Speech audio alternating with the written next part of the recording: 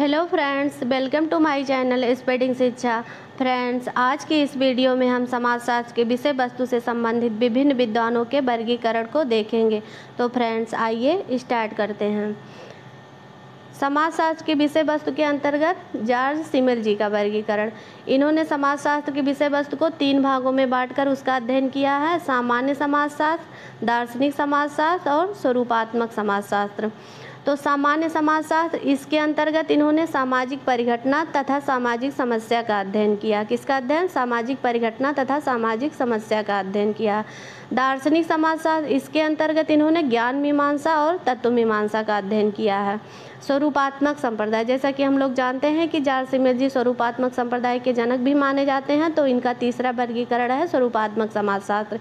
इसके अंतर्गत इन्होंने 2 या 2 से अधिक व्यक्तियों के द्वारा हुई अंतरक्रिया से उत्पन्न समाज के निर्माण की बात करते हैं। क्या करते हैं? 2 या 2 से अधिक व्यक्तियों के बीच जो अंतरक्रिया होती है उससे उत्पन्न समाज के निर्माण की बात करते हैं। अच्छा, इन्होंने जॉर्ज सिमल ने समाज के 2 प्रकार बताए हैं। कौन कौन से? एक सहमतिजन्य, दूसरा असहमतिजन्य। इमाइल दुर्खीम जी का वर्गीकरण। किसका वर्गीकरण? इमाइल दुर्खीम जी का वर्गीकरण। इन्होंने भी समाजशास्त्र की विषय वस्तु को 3 भागों में बांटा है: सामाजिक स्वरूप शास्त्र, सामाजिक शरीर शास्त्र, सामान्य समाजशास्त्र। अब स्वरूप शास्त्र के अंतर्गत सामाजिक संगठन, सामाजिक संरचना, जनसंख्या घनत्व, जनसंख्या का वितरण, इसका अध्ययन किया जाता है। सामाजिक शरीर शास्त्र, इसके अंतर्गत भाषा, धर्म, विवाह, कानून, परिवार, नातेदारी का अध्ययन किया जाता है। सामान्य समाजशास्त्र, इसके अंतर्गत सामाजिक तथ्यों की खोज तथा उनका अध्ययन होता है और दार्शनिक नियमों का भी अध्ययन होता है इसके अंतर्गत। मॉरिस जिन्सबर्ग का वर्गीकरण। किसका वर्गीकरण? मॉरिस जिन्सबर्ग का वर्गीकरण। तो इमाइल दुर्खीम जी का वर्गीकरण और मॉरिस जिन्सबर्ग जी का वर्गीकरण कुछ मिलता जुलता है। अंतर बस इतना है कि दुर्खीम जी ने 3 भागों में बांटकर अध्ययन किया है और इन्होंने 4 भागों में बांटा है। तो थोड़ा सा ध्यान दीजिएगा। इन्होंने पहला इनका है सामाजिक आकारिकी। इसके अंतर्गत जनसंख्या के गुण एवं आकार या सामाजिक ढांचे का अध्ययन किया जाता है। सामाजिक नियंत्रण, इसके अंतर्गत धर्म, नीति, कानून, प्रथा का अध्ययन किया जाता है। सामाजिक नियंत्रण के अंतर्गत धर्म, नीति, कानून, प्रथा का अध्ययन किया जाता है।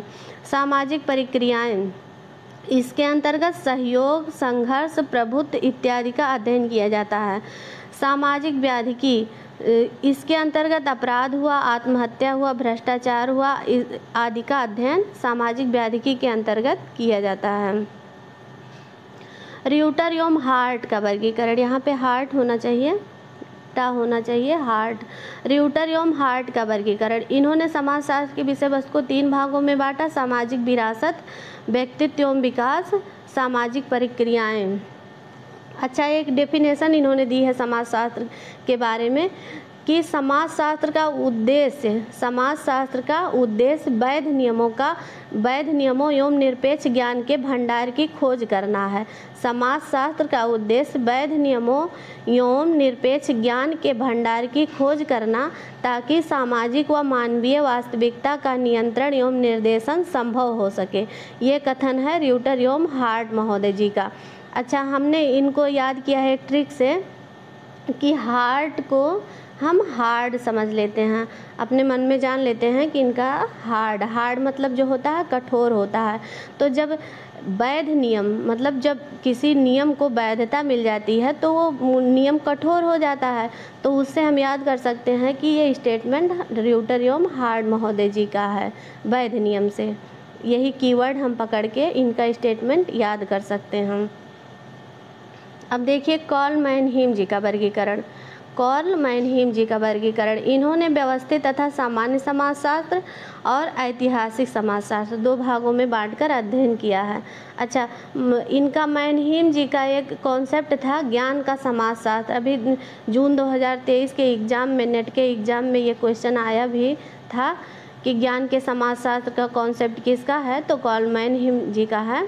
इनकी एक बहुत ही फेमस पुस्तक है ऑडियोलॉजी एंड यूटोपिया, जो 1929 में लिखी गई। इसी पुस्तक में इन्होंने ज्ञान के समाजशास्त्र का विस्तृत विवरण दिया है। किसमें? ऑडियोलॉजी एंड यूटोपिया में कार्ल मैनहीम जी ने ज्ञान के समाजशास्त्र का विस्तृत विवरण दिया है।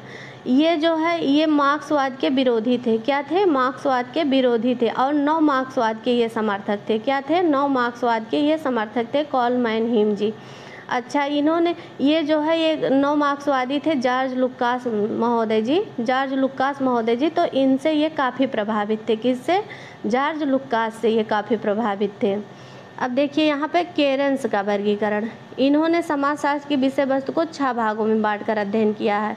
मानवीय क्रियाएं, सामाजिक संगठन, सामाजिक संस्थाएं, सामाजिक परिवर्तन, सामाजिक संहिताएं और सामाजिक नियंत्रण। ये 6 भाग किसका है? केरेंस महोदय जी का है।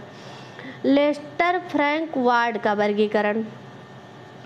लेस्टर फ्रैंक वार्ड का वर्गीकरण इन्होंने 2 भागों में बांटा है, शुद्ध समाजशास्त्र और व्यवहारिक समाजशास्त्र। शुद्ध समाजशास्त्र और व्यवहारिक समाजशास्त्र। पीछे हमने पढ़ा है कि इन्होंने मनोवैज्ञानिक उद्विकास का जनक कहा जाता है। किन्हें? तो वार्ड जी को क्या कहा जाता है? मनोवैज्ञानिक उद्विकास का जनक कहा जाता है। उद्विकास से थोड़ा सा हम लोग कंफ्यूज हो सकते हैं, क्योंकि हर्बर्ट स्पेंसर महोदय जी ने उद्विकास पे काफ़ी गहन अध्ययन किया है, तो उद्विकास से थोड़ा सा हो सकता है कन्फ्यूजन।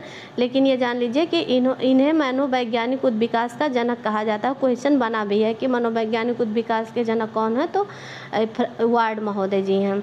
अच्छा, इन्होंने कहा कि उद्विकास की प्रक्रिया अज्ञात शक्तियों के कारण, किसके कारण? अज्ञात शक्तियों के कारण, जिसे इन्होंने सोशियल जेनेसिस कहा। क्या कहा? सोशियल जेनेसिस कहा। और जब यह प्रयोजन परक हो जाता है, बाद में जब यह प्रयोजन परक हो जाता है यानी उद्देश्य परक हो जाता है, तो इसे इन्होंने सोशियल टेल्सिस कहा। क्या कहा? सोशियल टेल्सिस कहा।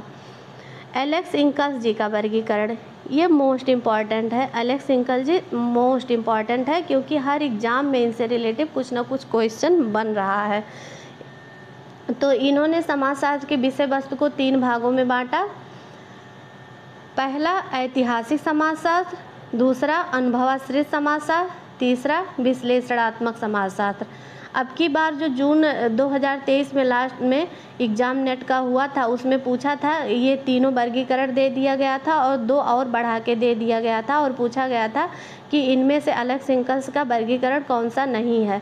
तो ABC करके आंसर था उसका।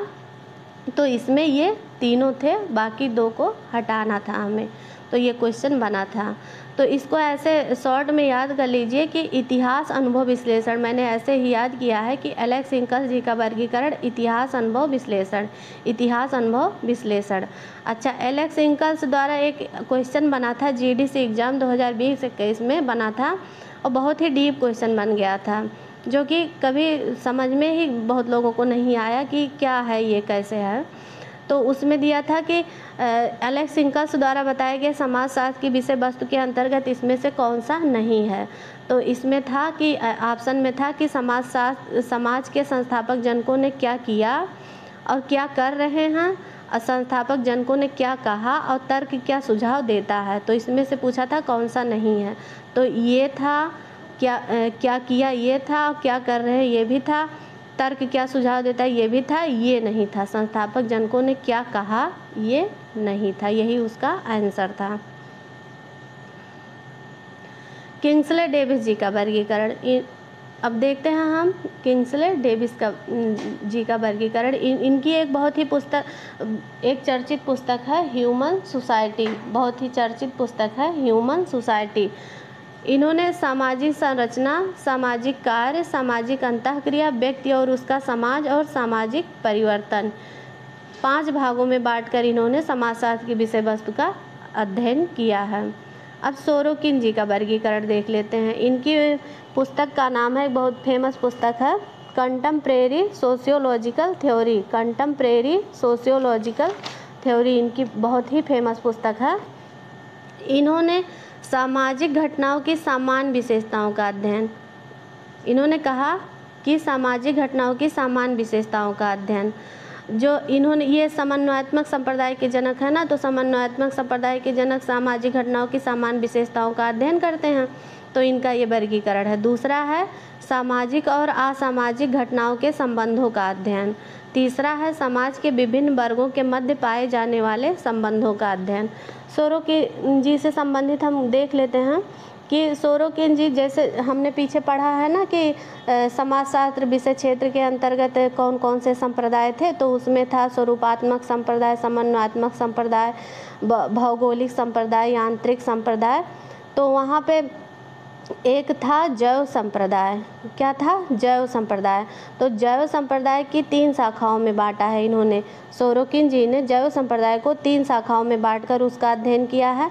पहला जैव सावयवी संप्रदाय। जैव सावयवी संप्रदाय, इस संप्रदाय के लोग थे डार्विन के विचारों से प्रभावित थे। इस संप्रदाय के लोग डार्विन के विचारों से प्रभावित थे, जैसे कि हर्बर्ट स्पेंसर जी थे जैव सावयवी संप्रदाय के अंतर्गत। दूसरा वर्गीकरण इनका था प्रजातीयवाद या वंशानुसंक्रमणवादी संप्रदाय। दूसरा क्या था? प्रजातीयवाद या वंशानुसंक्रमणवादी संप्रदाय। इसमें प्रजातीयवाद की भावना का विवरण मिलता है। क्या मिलता है? प्रजातीयवाद की भावना का विवरण मिलता है। इससे संबंधित विचारक थे गोबिन्यू। इनकी बहुत ही एक पुस्तक है, चर्चित पुस्तक है, essay on the inequality of races. Essay on the inequality of races, ये गोबिन्यू जी की पुस्तक है। इसमें इन्होंने प्रजातीयवाद की अवधारणा का कॉन्सेप्ट दिया है। तीसरा वर्गीकरण है इनका, सोरोकिन जी का तीसरा वर्गीकरण है जीवित रहने के लिए संघर्ष का सिद्धांत। क्या है? जीवित रहने के लिए संघर्ष का सिद्धांत। इसमें बताया गया है कि मनुष्य का प्रकृति के साथ संघर्ष कैसे होता है, तो उसका अध्ययन किया गया है। तो ये है जैव संप्रदाय की 3 शाखाओं का उल्लेख किया किसने? सोरोकिन जी ने। कौन कौन से? जैव सावयवी संप्रदाय, प्रजातीयवाद या वंशानुक्रमणवादी संप्रदाय, तीसरा जीवित रहने के लिए संघर्ष का सिद्धांत। ये जैव संप्रदाय की 3 शाखाओं में बांटकर इसका अध्ययन किया है सोरोकिन महोदय जी ने। अब देखते हैं फर्दिनांड टॉनिज जी का वर्गीकरण। इन्होंने समाजशास्त्र की विषय वस्तु को 3 भागों में बांटकर अध्ययन किया है। शुद्ध सैद्धांतिक समाजशास्त्र, व्यवहारिक समाजशास्त्र, अनुभव परक समाजशास्त्र। इन्होंने समाज के 2 भाग बताए। कितने भाग बताए हैं? 2 भाग बताए हैं। एक समुदायात्मक समाज, दूसरा समितात्मक समाज। समुदायात्मक समाज को इन्होंने जेमिन सॉफ्ट बोला है और समितात्मक समाज को गैसल सॉफ्ट बोला है। ये क्वेश्चन इतनी बार बना है कि पूछिए ही मत। कभी कभी पूछ लेता है कि गेमेन सॉफ्ट को क्या कहते हैं, समित कहते हैं या समुदाय कहते हैं, और कभी कभी पूछ लेता है कि गैसल सॉफ्ट को क्या कहते हैं। तो समिति और समुदाय में बहुत कन्फ्यूजन होता है। तो इसको देख लीजिए कि समुदायात्मक समाज को इन्होंने जेमिन सॉफ्ट कहा है और समितात्मक समाज को इन्होंने गैसल सॉफ्ट कहा है।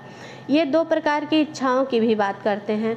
कितने प्रकार की इच्छा? 2 प्रकार की, एक प्राकृतिक इच्छा, एक तार्किक इच्छा। ये भी क्वेश्चन बहुत बार बना है, नेट के एग्जाम में बहुत ही बार ये क्वेश्चन बना है। प्राकृतिक इच्छा कौन सी है और तार्किक इच्छा के अंतर्गत क्या आता है? तो प्राकृतिक इच्छा के अंतर्गत यह सामुदायिक जीवन की अभिव्यक्ति है। जो प्राकृतिक इच्छा है ये सामुदायिक जीवन की अभिव्यक्ति है, और जो तार्किक इच्छा है ये समितात्मक जीवन की अभिव्यक्ति है। किसका? समितात्मक जीवन की अभिव्यक्ति। अच्छा, इच्छाओं से ये तीन लोग और थे, इन्होंने अपना अपना कॉन्सेप्ट दिया है। तो थोड़ा सा यहाँ कन्फ्यूजन हो सकता है, मैंने इसलिए साथ साथ रखा है कि यहाँ कार्ल मार्क्स जी का एक स्टेटमेंट था कि मनुष्य अनंत इच्छाओं वाला प्राणी है। क्या है? मनुष्य अनंत इच्छाओं वाला प्राणी है। ये स्टेटमेंट दिया था कार्ल मार्क्स जी ने। और एक थे रात्सेनहाफर महोदय जी थे। कौन थे? रात्सेनहाफर महोदय जी। इन्होंने दिया था कि अनंत इच्छाओं का संघर्ष। इन्होंने क्या दिया था? अनंत इच्छाओं के संघर्ष की बात की थी रात्सेनहाफर महोदय जी ने। और एक कार्बर महोदय जी थे, कार्बर महोदय जी। इन्होंने मानव इच्छाओं के बीच संघर्ष की बात की थी। क्या की थी? मानव इच्छाओं के संघर्ष की बात की थी। अच्छा, टॉनिज जी की एक बहुत ही फेमस पुस्तक है पब्लिक ओपिनियन। कौन सी? Public opinion. तो जो है ये 1922 में लिखी गई थी। कब लिखी गई थी? 1922 में। और एक पुस्तक है इंडियन ओपिनियन। तो आप लोग कंफ्यूज मत होइएगा कि ये जो है एम के गांधी जी की, महात्मा गांधी जी की पुस्तक है। इन्होंने 1903 में लिखा था। कब लिखा था? 1903 में। इंडियन ओपिनियन एम के गांधी जी की पुस्तक है और पब्लिक ओपिनियन टोनी जी की पुस्तक है, जो कि 1922 में लिखी गई थी। तो फ्रेंड्स, इसी के साथ आज की वीडियो को हम समाप्त करते हैं। यदि आपको वीडियो पसंद आई होगी तो प्लीज़ हमारे वीडियो को लाइक करिए। यदि आपने हमारे चैनल को अभी तक सब्सक्राइब नहीं किया तो प्लीज़ हमारे चैनल को सब्सक्राइब करिए, शेयर करिए। Thank you for watching my video.